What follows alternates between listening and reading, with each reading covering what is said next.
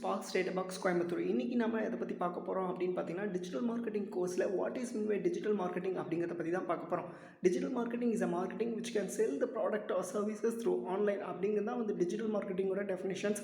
Digital மார்க்கெட்டிங்கில் 5 modules இருக்குது. Search engine optimization, search engine marketing, social media marketing, email marketing and performance marketing அப்படின்னு சொல்லி 5 marketings இருக்குது.